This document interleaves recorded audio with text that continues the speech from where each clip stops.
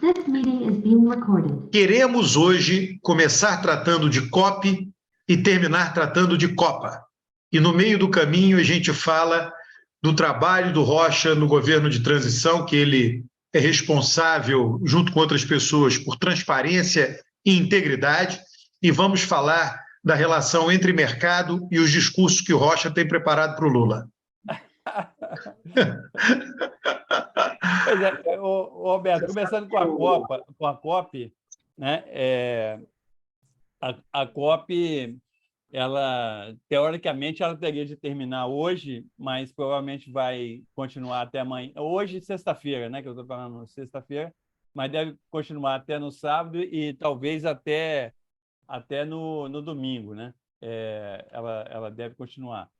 E aquela coisa, a COP, nós estamos na COP 27, né? Já tivemos 26 COPs anteriores e a situação ambiental está só se agravando, né? Então, a gente tem de ver de maneira crítica, né, essas reuniões que discute muito, mas resolve pouco, né? É o que a Greta Thunberg chama de blá, blá, blá, né, da governança internacional. Agora, a grande novidade dessa COP agora foi realmente a presença do Lula, né? Porque veja só, a Amazônia é um daqueles que o pessoal chama Ô, Eustáquio, o que significa COP? A sigla é o quê? de Conferência das Partes. Conference of Parts, que é a Conferência das Partes do quadro de mudança climática do mundo, que é o painel da ONU. Então, as COPs são as conferências das partes, que acontece todo ano. Só não aconteceu em 2020 por causa da pandemia, mas ela acontece desde 95. Ela foi criada na Rio, mas aqui é onde eu estou, né? na Rio 92, né? E aí começou a funcionar a partir de 95. Tá? Então, a questão é a seguinte, a Amazônia é um dos pontos de inflexão que, se ele for rompido, né, você rompe o quadro planetário, né? Tem alguns pontos de inflexão, tipo Antártica, tipo permafrost, etc. Então, a importância da Amazônia é muito grande, né? E o mundo todo estava preocupado porque a gente sabe que o Bolsonaro tem uma política de destruição, né, da Amazônia, com garimpeiro, com desmatamento ilegal, com exploração, etc. Então, a presença do Lula na COP, né, e da defesa da Amazônia e da defesa dos povos originários, né, que estavam presentes lá, ela foi um show, nesse sentido, assim, foi um show mesmo, e o mundo todo agradeceu, quer dizer, o Brasil está de volta, e o Lula propôs que a COP30 aconteça no Brasil e aconteça na Amazônia, né? Vai ser a primeira vez que isso vai acontecer. Então, isso foi assim, um ponto alto aí da semana, né? A participação do Lula, e teve uma repercussão internacional impressionante, né? Capa dos principais jornais, as principais lideranças do mundo, todo mundo dando a boa-vinda à volta do Brasil e à presença do Lula nesse cenário internacional. Agora, não fosse isso, ia continuar o mesmo blá, blá, blá? Você acha? Você é muito crítico da COP, né, Eustáquio? Não, não sou nem eu. Eu estou falando que a Greta, que é uma menina adolescente, que ela fala isso, mas as pessoas falam. Veja só, nós estamos em 2022, nós estamos 50 anos da primeira conferência. A primeira conferência foi em Estocolmo, em 1972.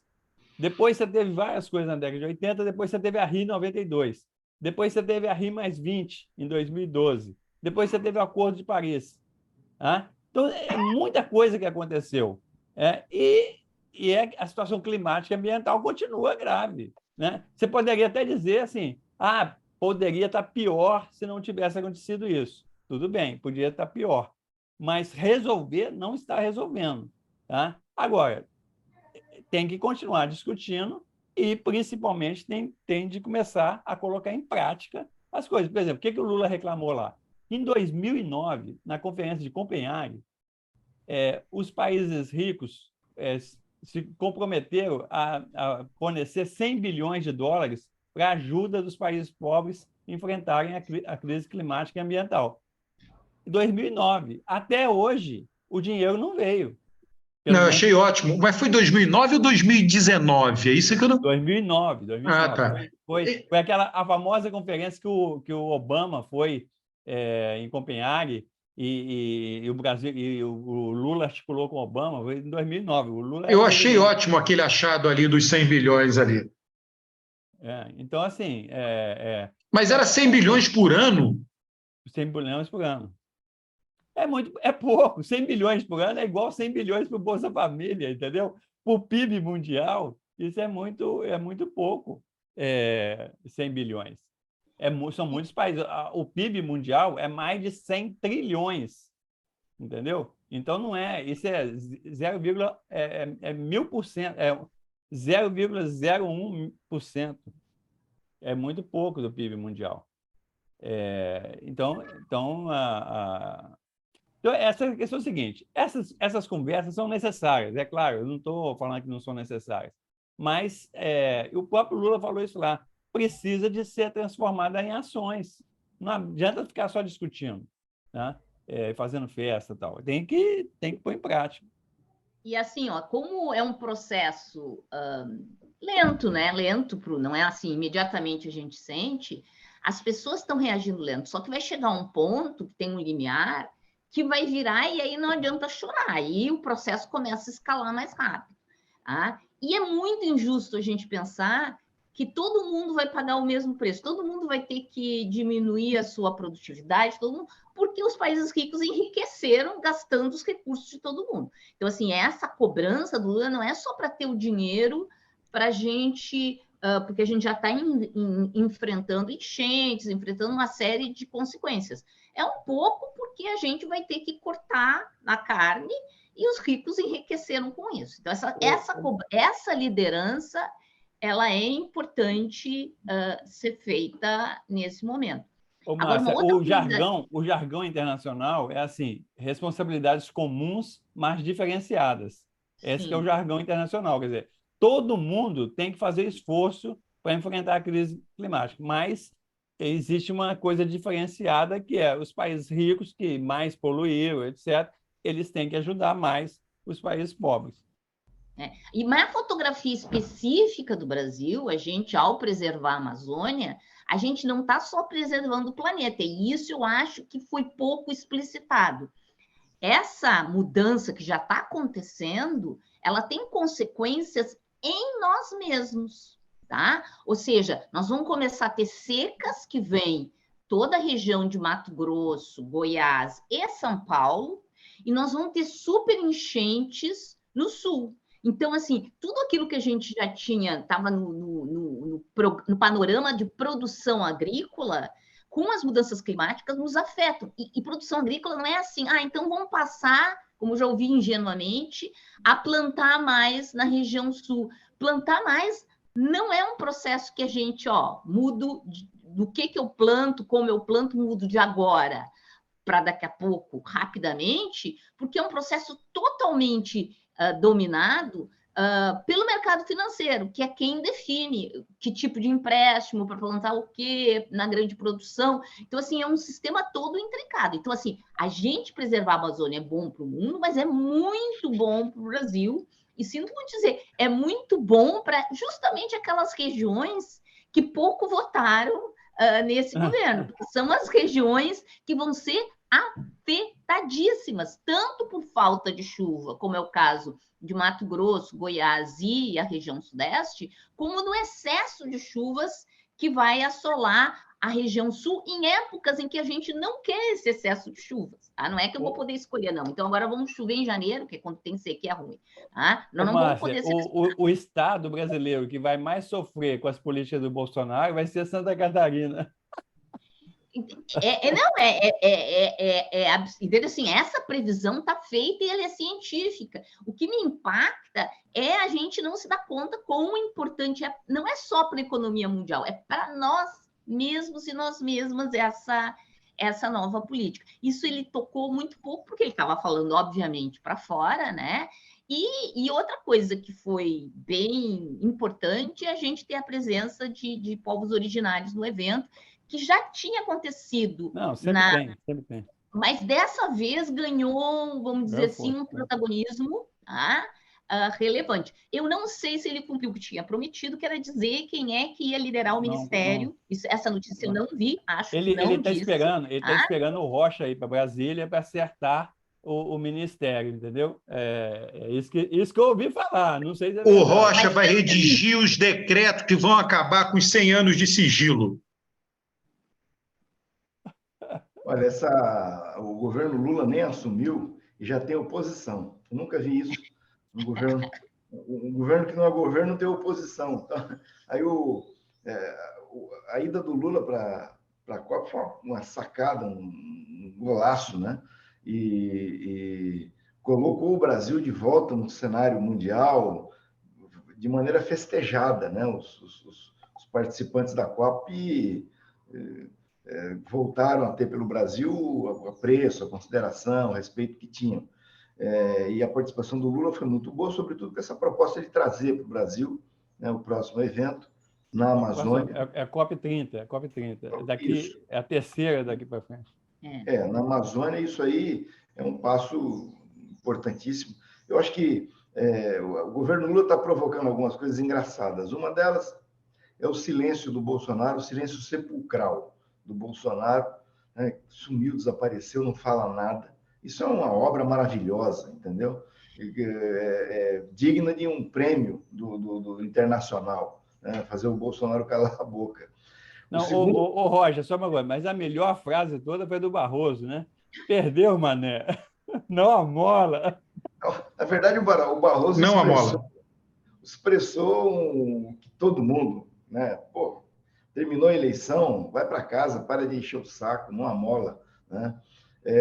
E o segundo ponto é que o ponto da economia, né? Eu acho que ontem, na quinta-feira, o Malan, o Armínio e o Baixa assinaram uma carta dirigida ao presidente Lula, certo? Onde eles reconhecem textualmente que responsabilidade fiscal sem responsabilidade social é uma irresponsabilidade, é uma coisa que gera fome, desigualdade, miséria, certo? Isso aí eu considero um avanço monumental, porque durante a semana eu vi 3 ou 4 analistas econômicos, certo? Dizendo o seguinte: olha, o mercado não é um antro de especuladores, né? O mercado financeiro não é um antro de especuladores, a Bolsa de Valores não é um antro de especuladores, a Bolsa de Valores e o mercado financeiro geram riqueza e tal. Quer dizer, uma preocupação toda em se justificar, né? Porque eles perderam a narrativa, né? Essa situação que se criou, certo, do pessoal querer furar o teto para os próximos 4 anos, excluindo dele o Bolsa Família, né? Eles ficaram sem argumento de como contra-argumentar, né? E dizer: olha, nós somos contra o Bolsa Família a R$600 nos próximos 4 anos. Eles ficaram numa situação vexatória. Então, aí, tiveram que aí começaram a apanhar nas redes sociais, apanhar mesmo, feio, e tiveram que vir a público e dizer: não, veja bem, é importante responsabilidade social, isso é muito importante e tal, coisa que, certo, você não ouvia antes. Antes era, não, um negocinho, tem que deixar o bolo crescer para depois dividir, não tem almoço grátis, não dá, não cabe no orçamento, tá? Enfim, eles estão tendo que vir compartilhar com quem tem uma preocupação com a responsabilidade social, né? E nós começamos, então, um debate que pode ser uma coisa importante, que aponte para a resolução dos problemas do país. Nós vamos ter responsabilidade? Vamos, mas temos que ter responsabilidade social. Né? Rocha, deixa eu te falar uma coisa. Eu acho que você tem toda a razão nas coisas que estão falando, mas existe um ruído aí que eu realmente não consigo entender. Porque é o seguinte: o Lula passou a campanha toda dizendo o seguinte: eu governei 8 anos com responsabilidade fiscal e fiz política social. Tá? Bom, e é verdade, o Lula teve superávit primário durante os 8 anos e a dívida pública diminuiu, né? E os investimentos sociais aumentaram. Tá? Então, não tem papo. O que eu não entendo, Rocha, é por que ele está insistindo nesse negócio toda hora ele ataca a responsabilidade fiscal, se ele mesmo disse que ele teve responsabilidade, entendeu? Então, assim, eu acho que o discurso está gerando atrito desnecessário. Você não acha, não? Eu acho, ó, eu vou te dizer uma coisa. O Lula deu não sei quantas entrevistas quando ele estava preso aqui. Certo? Em todas as entrevistas que ele deu, preso não, estava sequestrado aqui em Curitiba. Todas as entrevistas que ele deu, ele atacou o teto de gastos. Não, todas.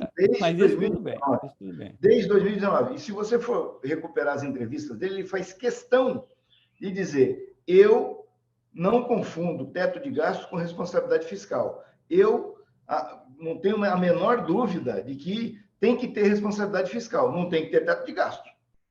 Certo? Então, ele faz essa distinção. O que as pessoas na mídia fazem? Misturam as coisas. O Lula é contra o teto de gasto, logo o Lula é contra a responsabilidade fiscal. Não é verdade. Né? Ele verbaliza isso claramente, inclusive durante a campanha.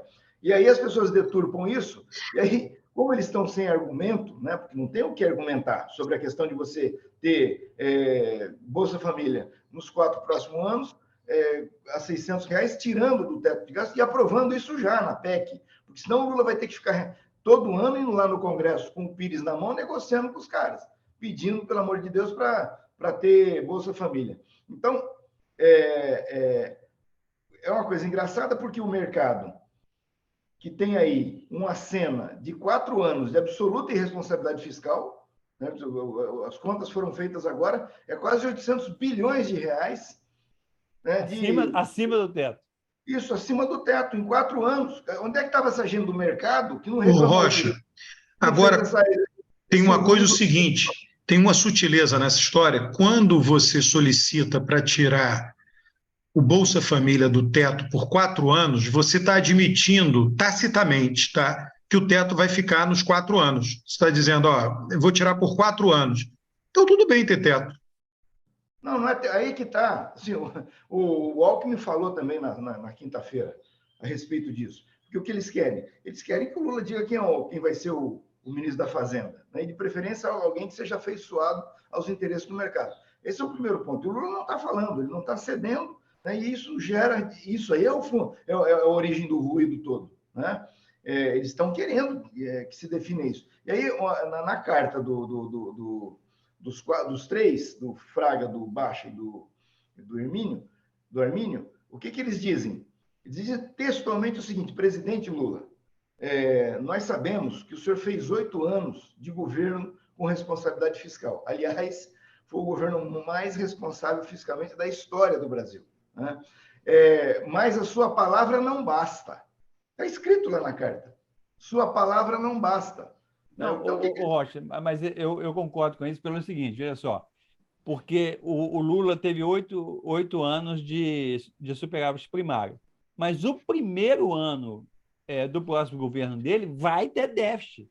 Por quê? Porque é a bomba fiscal que o Bolsonaro deixou para ele, entendeu? Então, assim, não adianta você falar assim, eu fiz, mas o próximo governo vai ter déficit. Aí nós podemos discutir 2024, 2025 e tal, se não vai ter déficit. Mas ano que vem vai ter déficit. Eustáquio, o que me parece absurdo nessa discussão, vamos lá, vamos ter bom senso. Qualquer governo que ganhe uma eleição, certo? As pessoas têm uma imensa boa vontade com o começo do governo. Certo? As pessoas têm que dar uma chance para o cara. Né? E já estão caindo de pau em cima do sujeito em dezembro, ele nem assumiu ainda. Certo? E tradicionalmente você sempre tem... Certo? Você tem boa vontade, você tem uma tolerância com o começo do governo. Isso aí é incompreensível também fazer. Não, Rocha. Rocha, a tensão que eles estão jogando é para definir o rumo, entende? Assim, essa tensão tem que ser feita agora. Por quê? Porque eles querem influir em quem vai ser ministro. Todas as tensões que estão sendo feitas agora, ela tem um objetivo, é influir no novo governo, mesmo aquelas pessoas que não votaram e foram contra ele, tá? Pode ser, vamos dizer assim, irônico isso, mas gente que estava lutando pela terceira via continua lutando pela terceira via, mas agora querendo colocar de ministro da Fazenda ou ministra da Fazenda a terceira via. Então, assim, tem um propósito aí, e eu acho que toda essa novidade ela está muito imbuída no fato de que temos um presidente que ingressa que não foi reeleito. Então, assim, tem novidade nesse processo que é dessa mudança, né? E um presidente que fica no cargo e que não está atuando. Então, efetivamente, temos um novo cenário, tá? Que dá para compreender as pressões que estão sendo feitas, mas, obviamente, que nem física, né? Toda força tem uma contrária de igual força, e a gente está vendo esse embate ao vivo e a cores, vamos dizer, entre... Márcia, eu acho que assim, não é só influir no nome do ministro, é influir nas novas políticas. Por exemplo, o Alberto sempre fala um negócio aqui da renúncia fiscal, né? O TCU soltou agora um documento que nós temos 400 a 500 bilhões de reais de renúncia fiscal, né? Então, o que eu não entendo, Rocha, é o seguinte: por que o governo já não fala o seguinte? Tudo bem, nós vamos pôr 200 bilhões na PEC para o programa social, mas já sinaliza que vai reduzir em 30%, por exemplo, as renúncias fiscais. Porque aí acalma todo mundo. Você fala, não, da onde que vai vir o dinheiro? O dinheiro vem da diminuição da renúncia fiscal. Ô, Eustáquio, deixa eu só colocar um pouco de política nessa história, né? Eu acho assim, não estou dizendo que o Lula está falando está certo ou errado, né? Politicamente falando, né? Estou pensando politicamente. A gente vai saber depois, né, dos resultados disso, porque o jogo da política é um jogo contínuo. Então, o Lula está entrando o quê? Ele tem um mandato de 4 anos pela frente. Então, todo o raciocínio dele, imagina, o cara só pensa político o dia inteiro. Então, ele diz, o que eu vou falar de agora até eu tomar posse? Né? O que eu quero garantir de agora? Eu quero garantir o Bolsa Família. E quero garantir o Bolsa Família fora do teto. Por quê? Porque é esse pessoal que me coloca no segundo turno, é esse pessoal que vota em mim. Meu compromisso primário é com quem recebe o Bolsa Família, Auxílio Brasil, sei lá, qualquer nome que se dê a isso. Então, isso eu vou assegurar. Quero assegurar isso antes de assumir. Então, é o que ele está fazendo, batendo nisso. Depois de assumir, eu vou resolver os outros problemas. Eu quero tirar esse problema na minha frente. Se você pensar, eu não estou dizendo que isso está certo ou está errado, a gente só vai saber depois do acerto ou o erro disso. Isso me lembra muito, talvez vocês não se recordem, eu me recordo por conta, sei lá, de uma fatalidade, né, de uma conversa que eu tive com uma pessoa quando o Lula venceu em 2002, no dia seguinte ele veio com fome zero. Pá, fome zero, foi incrível isso. E esse cara, numa conversa telefônica, falou, Roberto, você percebeu da inflexão que foi da campanha para o pós-eleição, fome zero? Eu acho que o Lula está repetindo isso. Ele está repetindo agora, não tem fome zero, agora é uma outra coisa, né? Antes você tinha que ter um programa para lidar com a fome, que depois acabou nem sendo fome zero, mas enfim. Foi o Bolsa Família. O Bolsa Família sim, mas o que ele fez do zero. Pós-eleição de 2002, entre a eleição e tomar posse, foi demarcar com muita clareza a direção que ele queria ir. E eu acho que ele está repetindo isso. Agora, está repetindo com outra coisa, não está repetindo com fome zero, está repetindo dizendo, eu quero tirar do teto o Bolsa Família. E vamos dar um jeito. E aí depois... É a mesma coisa, Alberto. É a mesma coisa. Ele está repetindo pobreza e fome. É isso que ele fez em 2002, ele está repetindo agora. Então, mas ele está fazendo xixi em torno do terreno. Então, esse pessoal é que vota em mim, esse é meu eleitorado primário. Né? O eleitorado secundário eu vou atender mais na frente. Eu tenho que assegurar este agora. E ponto final. Eu estou pensando isso muito mais como uma decisão política do que qualquer outra coisa. E na frente ele vai ver renúncia fiscal, aumento de impostos, equilíbrio, né? Aí eu acho que é uma coisa que você vai ver durante o governo. Se ele coloca tudo isso na mesa para negociar agora, aí não sai nada. Eu acho que eu estou tentando pensar com a cabeça do político, tá? Se você me perguntar isso que ele vai fazer vai dar certo, ninguém sabe, nem ele, entendeu? Porque depende de outras coisas. Eu acho que você aí matou a charada. Para mim é isso mesmo, é uma questão de método. O Lula tem um método.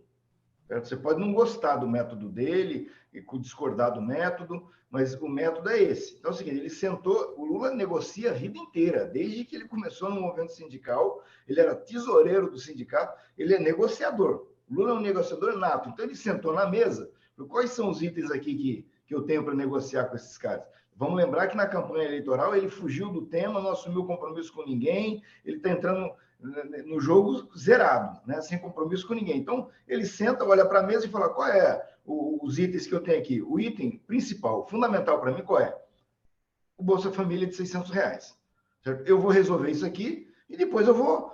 a questão de método, prioridade. O ponto prioritário para ele é esse, né? O outro era essa questão do meio ambiente, ele viajou, foi para a COP e colocou o Brasil onde tem que estar. Ô, Rocha, eu acho até que tem outras coisas que estão nessa história, mas que o valor é menor e que também ele não está dando prioridade por conta disso. Por exemplo, esses gastos discricionários, recurso para creche, tudo foi cortado, né?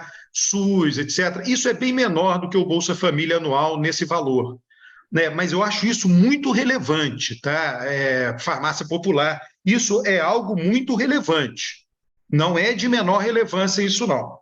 Sim, mas eu acho que esse é o próximo ponto. Então, é o seguinte, Sim. resolvi o problema do Bolsa Família de R$ 600 pelos próximos 4 anos, putz, maravilha, estou no paraíso. Agora eu vou para os próximos pontos. Isso é método, né? Então, o que está acontecendo? O sujeito está na fila, certo? Cuidando da ordem de prioridades da fila, e o pessoal que está atrás está empurrando. Vamos. E eu falo, não vamos, porque eu não vou. Não adianta empurrar. Certo? E o mercado financeiro está empurrando. É isso. E aí, como entra a mídia, joga um jogo relevante nisso, certo? E esses comentaristas econômicos, né?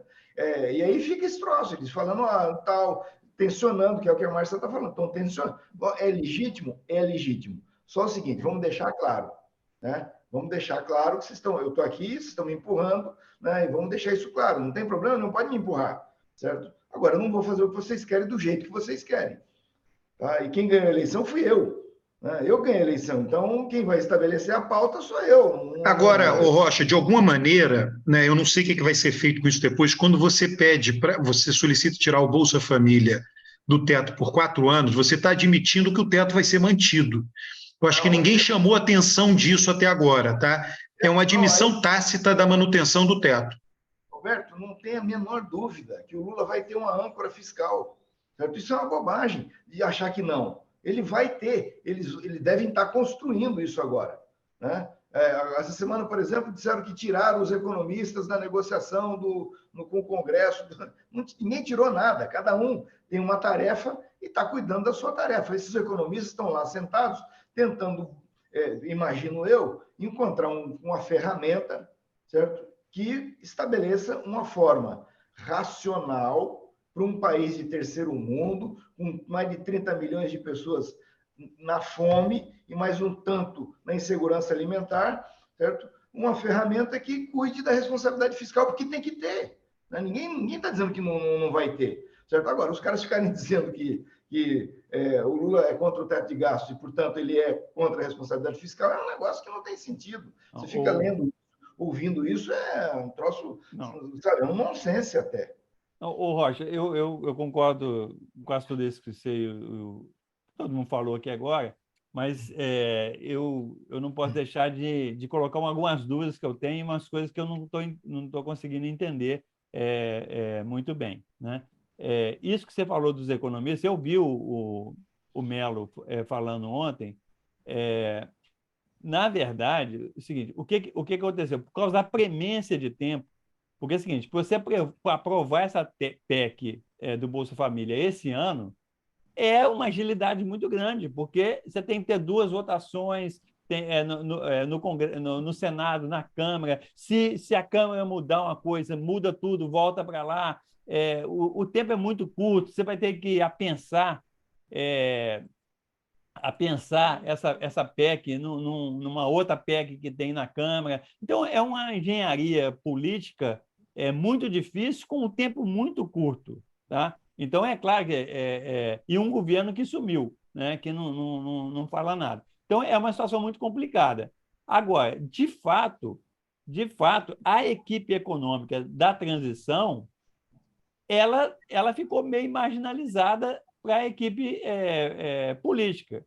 Porque eu acho que é por causa da questão de tempo, principalmente. Não deu tempo de você apresentar uma proposta completa, etc. Mas que ficou. E acaba isso gerando ruído. Né? É inevitável que vai gerar ruído. A outra coisa que eu não entendo que é o seguinte: o Lula, durante a campanha, ele falou assim: eu não vou apresentar meu ministro, porque se eu apresentar vai dar isso, tudo mais.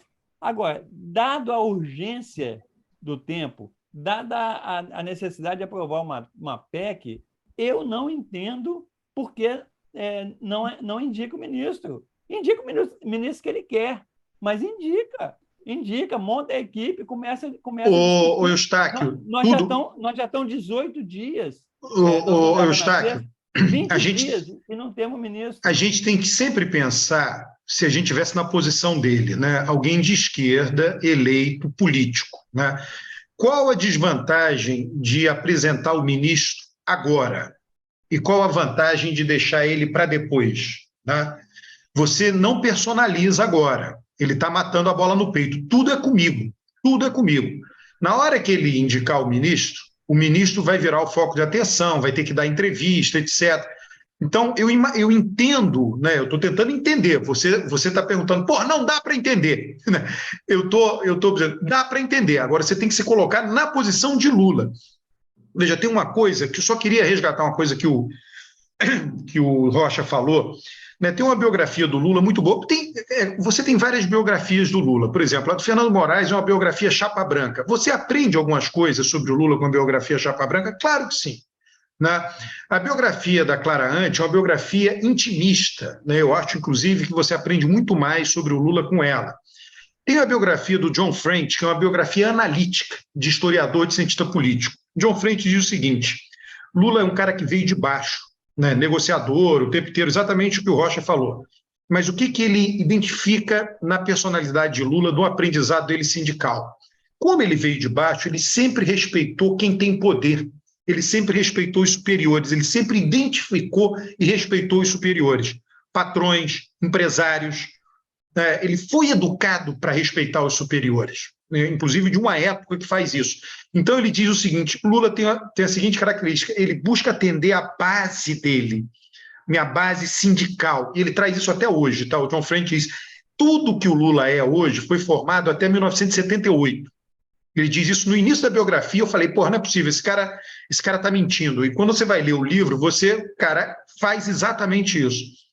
E aí o que o Lula faz? Ele procura trazer todo mundo para ele de tal maneira que todo mundo ajude um pouco a ele atender a base dele. Esse é o método de trabalho de Lula. Né? Então, no momento em que o mercado atender a base dele, ele vai trazer o mercado para ele. Mas é assim que ele faz. Você entende? Então, ele é um negociador, sim, que respeita o poderoso, ele sabe que o mercado é poderoso, então, portanto, ele respeitará o mercado, mas ele vai fazer com que o mercado trabalhe para ele, para a base eleitoral dele. Né? Então, por isso que ele está se comportando dessa maneira. Você consegue encaixar isso. Roberto, eu entendo isso. Foi bom você falar essa questão, que trazer esse elemento é importante. Agora, veja só, nós estamos num país muito polarizado e o Lula não tem maioria no Congresso, né? E aí você precisa de atrair outros partidos de centro-direita, né? Para a sua base, etc., num tempo relativamente curto. Tá? Então, é o seguinte, você apresenta uma PEC, né, só do Bolsa Família, sem sinalizar outros elementos, você pode estar dando elementos para os seus inimigos te atacarem dentro do Congresso, porque esse jogo da PEC vai ser duro no Congresso.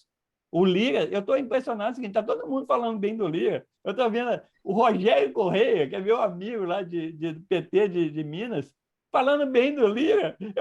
Tem uma coisa errada nesse país, porque assim, vai vir facada pelas costas, aquele negócio do escorpião dentro do ensino do sapo. Então, assim, mas no caso do Lira, a situação do Lula é muito complicada, porque o Lula sabe que o Lira tem poder, tem esse orçamento secreto para comprar votos efetivamente, então não vale a pena bater chapa. Então, o que Lula faz? Eu não quero me meter ali. Então vai ser até complicado o PT dizer, olha, vai ter um candidato do União Brasil, isso aí tem um nó aí para desatar. Vai ter um candidato do União Brasil e esse candidato terá os votos da bancada do PT. Isso não é trivial, tá? Roberto, é o seguinte, está tudo conspirando para explicar o comportamento do Lula. Né? Então, tudo que foi dito aqui, na minha opinião, é muito procedente. aí eu acrescentaria o seguinte, né, o Roberto falou do Lula atender a base dele, do grupo social que votou nele. Ele tá atendendo isso. Então, primeiro, a prioridade dele é essa, ele vai atender isso. Aí tem o seguinte, tem o partido, né, o PT. Né, tem a necessidade de formação de uma base mais ampla, bem para além da federação, dos partidos que compuseram a federação e disputou a eleição com o PT. Tá? E aí o Lula monta uma equipe de transição na área de economia, quando você olha, certo? É uma tríade, né? De gente com compreensão da economia completamente diferente um do outro. Então, ele botou esses caras para conversar, para tirar daí uma média, certo? Do que pode ser o governo, que vai ter que ter responsabilidade fiscal, e o que nós vamos ter que fazer para ter responsabilidade social sem comprometer a responsabilidade social. Essa é a conta que está sendo feita. Eu acho que na hora que definir isso, ele coloca o ministro. Né? Porque aí é o seguinte, ó, você vai lá fazer isso aqui, certo? Porque se fizer como o Bolsonaro fez, jogou, ó, já sabia que era um ministro na campanha, o Posto Ipiranga. Aí daí depois virou aquele negócio, fica um samba de uma nota só, que eu acho que é o que o Lula está evitando, está correndo disso. Ele quer ouvir, né, os pontos de vista diferentes sobre a conjuntura econômica, gente que tem escola diferente, origem diferente, pensamento econômico diferente. Ele quer fazer um mix disso aí e aí tirar a política econômica. Depois que ele fizer isso, aí ele vai ter o ministro. Então, eu acho que é isso. Quanto ao Congresso, vamos lembrar o seguinte, certo? Quando teve a eleição do Lira, certo? Eu sou testemunha. Tá? Vários emissários do Lira vieram conversar, certo? Para trazer o PT, para fazer uma grande frente, né? Inclusive, gente importante dentro do PT defendia essa posição de que era o caso de arrumar um buraco na mesa, se compor na mesa e apoiar o Lira, mesmo ele tendo o apoio do Bolsonaro, certo? E aí se formou uma maioria dentro do PT que não vamos nos misturar com o Bolsonaro. Ele que eleja lá, então, o Lira e vai para o inferno. Né? Não quero saber dessa conversa. Mas houve, certo? Uma conversa do Lira com o PT, né? Na eleição dele. Tá? Então, não é nada estranho que o PT esteja aí, os setores do PT estejam conversando com o Lira. Vamos lembrar que a deputada de Pernambuco, a Marília Reis, foi para a mesa. Né? Ela foi para a mesa, junto com o Lira. Criou uma dissidência no partido. Ela pisou na bola feio, né? Porque eu não me lembro quem era o nome do PT. O PT tinha um acordo para a segunda secretaria, já tinha um nome, e ela fez um acordo com o Lira e passou a perna no PT. Quer dizer, nesse sentido, foi muito ruim para ela, internamente falando. Tá?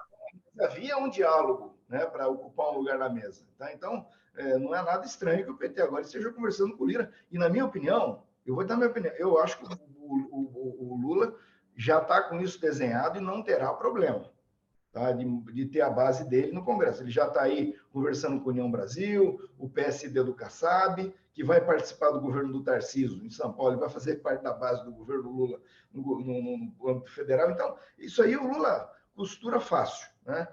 Rocha, deixa eu te perguntar uma coisa.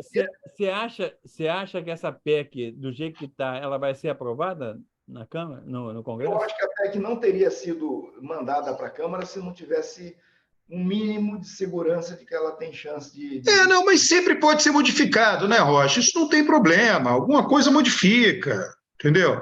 Reduz de 4 anos para 3, ninguém sabe, mas alguma coisa modifica, faz parte da barganha. Eu acho que o que o PT tem que cobrar, inclusive do mercado financeiro, e cobrar duramente, é o seguinte: todo governo que começa, inclusive a oposição a esse governo, costuma dizer, vamos por 6 meses, vamos deixar os caras trabalhar. Vamos dar 6 meses para o cara. Os caras não estão querendo dar nem um dia para o Lula. Tá duro isso aí.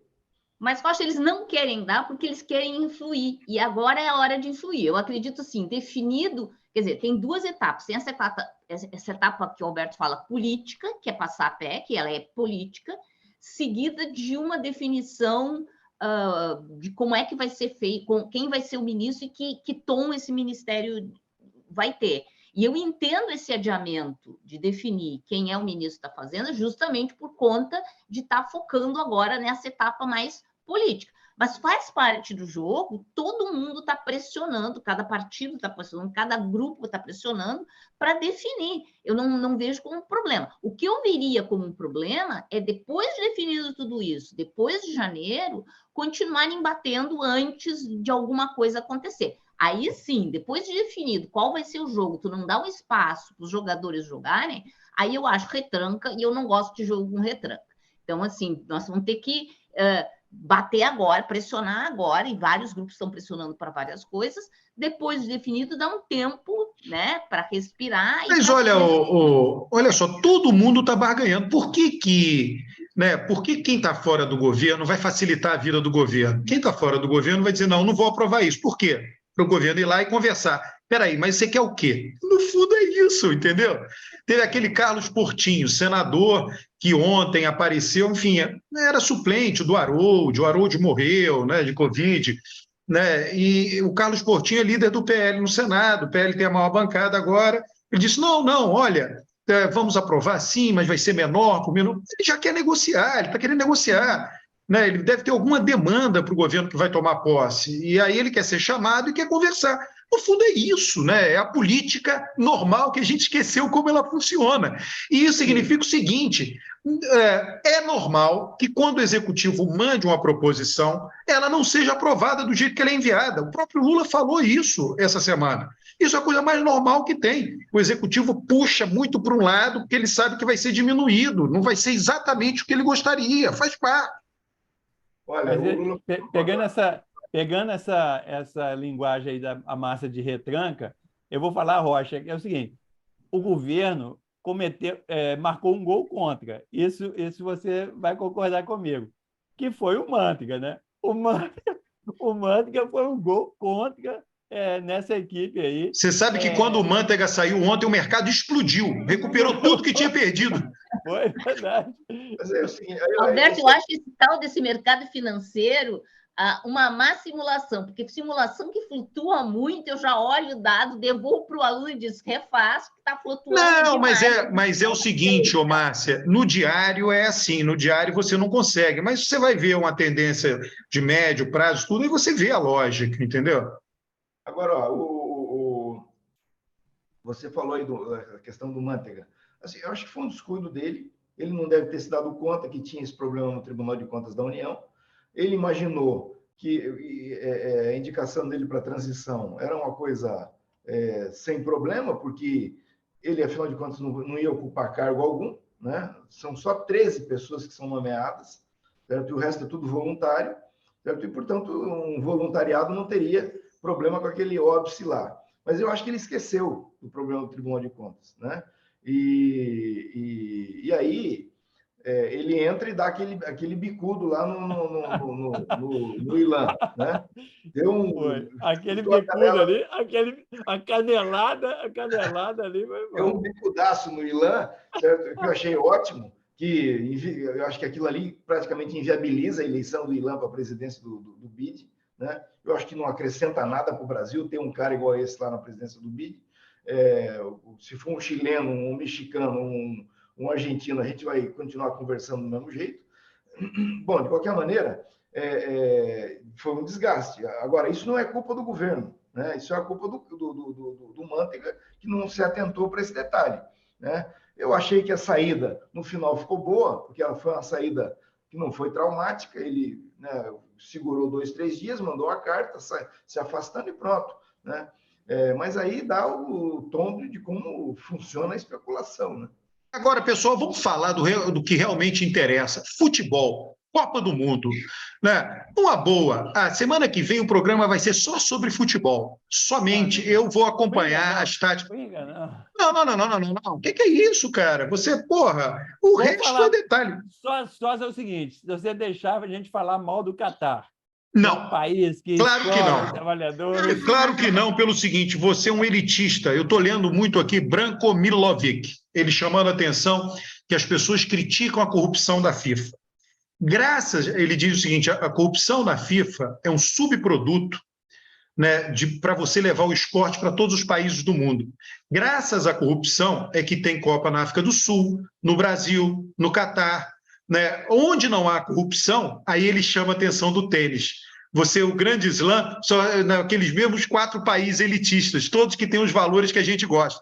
Né? Se você quiser democratizar a coisa, vai ter corrupção. Se você não quiser ter corrupção, não tem problema. Vai ficar sempre hiperelitizado, e ele dá o exemplo do tênis. Ele está tuitando direto sobre isso, eu tenho seguido muito isso. Ele gosta de futebol, gosta de tática de futebol, acompanha futebol já há muito tempo. Diz ele que não vai tuitar mais, mas é isso, você levou para um país que é diferente da gente. Não estou defendendo. Sim, ele tem lá o sistema dele, se quiser vai embora, não vai morar em outro lugar, entendeu? Mas é isso, para que trazer... Aliás, a única vantagem de trazer um evento desses para dentro de um país misógino, homofóbico e todas as outras características não civilizatórias, tá? É o efeito que eu chamo de efeito Alien. Né? Isso é um filme super antigo em que tu vai para um certo lugar, tu incorpora aquela coisa e aquela coisa toma conta de ti. Eu espero que as pessoas que vão para lá levem um monte de aliens para poder incorporar uma visão diferente, uma visão menos misógina, menos homofóbica para esse país, né? Que tem esta questão dentro da sua cultura, e a gente tem que, vamos dizer assim, eu não sou a favor de isolar esses países, não, a gente tem que ir mesmo para trazer essa discussão para dentro do país, com todo o problema, vamos dizer, para cada um que vá lá, tá? Tem ao fazer isso, e na minha vida eu já fiz isso, já fui para país árabe, e a primeira coisa que fiz em evento científico em país árabe era organizar as mulheres para a gente fazer um próximo evento de mulheres árabes que existem até na área de física. Então é isso, tem que chegar lá. Você usou o véu islâmico, Márcia? Não. Bebeu cachaça no evento? Eu não bebo. Eu não bebo álcool. Tá aí, já é um hábito islâmico aí. Pô, logo vi que tinha alguma coisa. Logo vi que você tinha alguma coisa xiita. Logo vi que você tinha uma coisa xiita. Então não tem problema, porque hoje o governo do Catar proibiu a venda de cerveja nos estádios. Né? Não, parece que no entorno dos estádios está uma confusão com a FIFA tremenda. Está uma confusão tremenda. Então, um dos requisitos da FIFA é ter o direito de vender cerveja dentro do estádio. Pois é. Não sei, eu li agora que é no entorno do estádio.